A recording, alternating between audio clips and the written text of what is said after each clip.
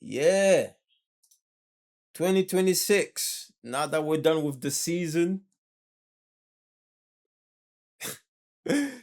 this season's just been mad. This has just been like the change of leadership, Piastri leading the majority of the way, Oscar catching up, then Max making a comeback halfway through the season is so nuts. But one thing that might be even more nuts than that is 2026 with the new cars. So let's just go ahead and see the new regulations and what these men want to bring to the table, innit? So we've got about 8 minutes and 20 seconds. Jesus Christ, that's a lot to unpack, man.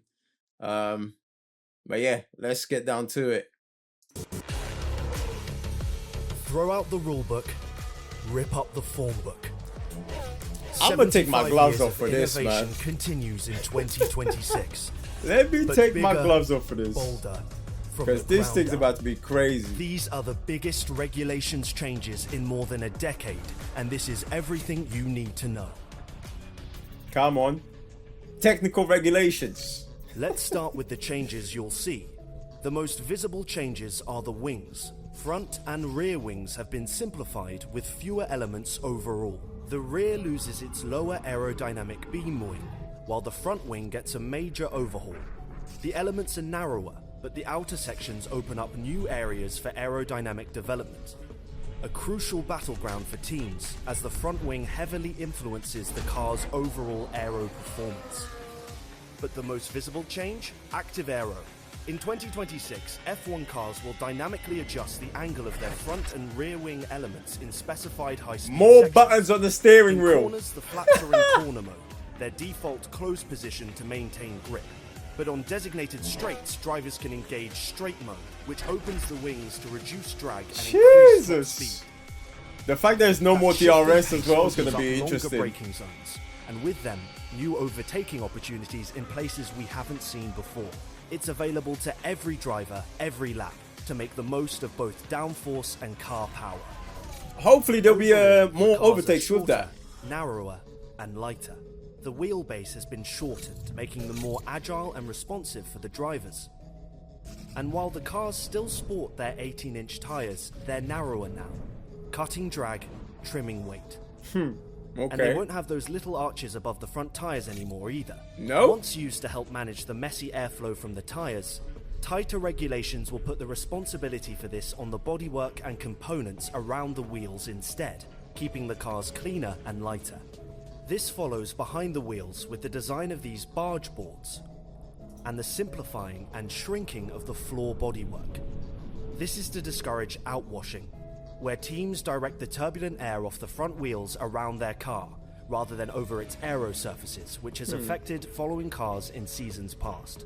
Cleaner lines, less dirty air.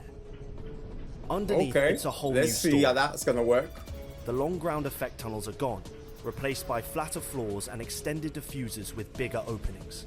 That means less downforce and a higher ride height, which could allow a greater range of setups, suiting a greater range of driving styles. Okay, let's close All the I'm hearing is But a more lot of teams going to changes in control the car 2026 instead of the aren't guys obvious driving to the see car. from the outside. The drivers will really play their part in these new cars, with a bunch of controls put right in their hands to extract lap time, attack for position, or defend from a challenge. At their Bunch of fingertips buttons, is the bruv. boost How many more button, buttons are we overtake adding? mode, 10, and 20? recharge controls. Essential tools to aid racing and lap time. And reminder, you have boost available. Boost gives the drivers maximum power from the engine and battery at the push of a button. They can use it anywhere, for attack or defense, so long as there's enough charge in their battery. Overtake Okay. is just for attack. Let's close the gap to under 1 second. It gives extra power at top speed to drivers within a second of the car in front. Overtake now available. Essentially replacing DRS, it differs by having one single detection point which grants drivers the extra electrical energy to deploy for an overtake or to pressure the driver ahead Extra to make them electrical. vulnerable later in the lap. So what? The track is going to provide that. And to power boost and overtake, they'll oversee their battery recharge as well. Working with their race engineer, they'll be selecting from different modes to recharge their battery from braking and engine energy. Boost, overtake, and recharge make drivers tactical masters and add more variables, making racing less predictable. Use boost and overtake to attack this lap. I sure hope there will be a lot more overtakes, Powering man. this change is perhaps the most significant update in 2026, beneath the bodywork. The F1 power unit has had a complete rethink. At its core, it's still a 1.6-litre V6 turbo hybrid, but the balance of power has shifted dramatically. The internal combustion engine output has been downsized, while the electric motor triples its output. Okay. That's nearly a 50-50 power split between fuel and electric, pushing hybrid performance to new heights. Okay, so we're pushing the To power this new hybrids. hybrid unit, the car's energy recovery system can now recharge the battery with twice as much energy per lap. This brings a host of clever recharge modes to recover energy under braking, on throttle lift at the end of straights, or even corners where drivers are only applying part power. But one component is gone, the MGU-H. This heat recovery system has been dropped. Too expensive, too complex, and not road relevant. By removing it, teams save weight and cost, making the power unit leaner and more focused on what matters most. As Formula One races towards its net zero goal, 2026 marks a major milestone.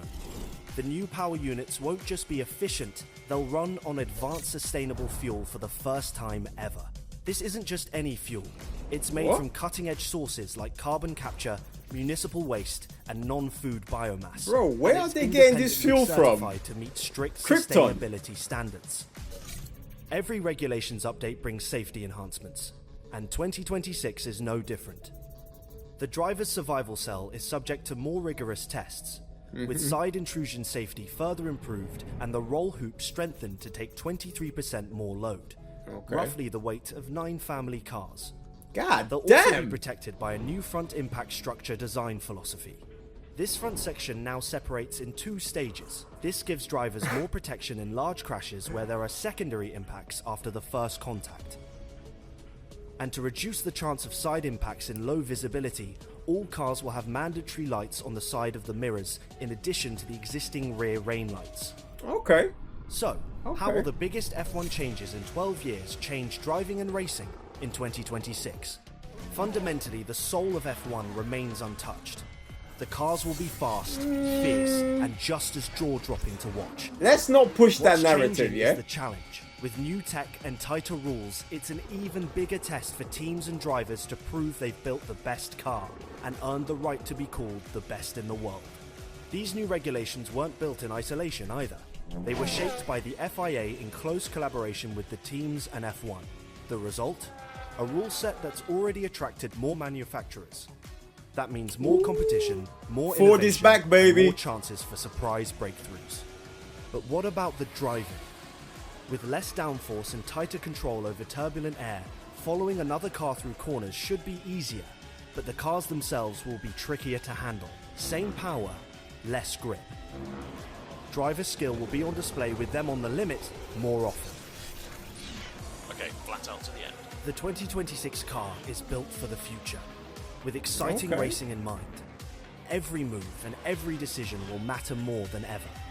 With cutting-edge advanced sustainable fuel, smarter energy usage, and tech that puts overtaking back in the driver's hands. It's not just a new chapter, it's a whole new playbook. The future of F1 is here, and it's going to be fast, fierce, and unforgettable. Okay. Let's hope so. I am here for it. Now, there's a lot. There's a lot on that trailer. But a couple of things I picked up. Obviously I'm excited because we need changes. We need changes in sports. We had over the past few years, we had far too many boring races with no overtakes. Hard some races hard you to have wheel to wheel hard races. So if this car is going to bring much more excitement, I'm here for it. I'm here whether you've added more hybrid to it, whether the team has a bit more control with the car, on the side, whether you guys adding more buttons to the steering wheel. as long as the racing is gonna get more exciting, I'm here for it. Now, the front wing and the nose, to me, that's because a lot of components being put on it. It sounds like it's gonna be very expensive. And one of the bits that usually gets damaged the most is the nose. So the wings being able to flex and adding all that technology to it, if anyone just touches that, I don't know how much team's gonna fork out, but it does sound mad, mad, mad expensive. So I can only imagine the teams fighting from the bottom to mid-table. That might cost you a lot, man. Especially if you're not making it to the mid-table, because obviously that's where the P's for the team comes in, and it's like, so you don't want to be that team at the bottom, because if you're getting clipped, hit, damaged on your nose, your wings is peak for you. So I want to see how that's gonna play out. But there is a lot of changes coming through next season, and all I really want to know is it gonna make the racing more exciting? Are we going to have more overtakes? Are we going to have more battles? That's what I want to know. But with that said, these drivers have a very long off season, because it seems like they need to learn a lot more now with all this new tech being added to the cars. You're going to have to, uh, what, with the boost, managing the wings, with the aerodynamics and all that stuff. So yeah, it's about to be a long off season for these guys. So I wouldn't be surprised if they only get like a week off and then they're just straight back on the track learning all this stuff, or even at home just learn the insides and the outsides, because it sounds like a lot more technology has gone into this car. But there's only one way to find out, and is we're gonna have to wait a couple of more months to start seeing the tests, start seeing the races, and actually figure out if FIA did do a good job bringing a new car in it.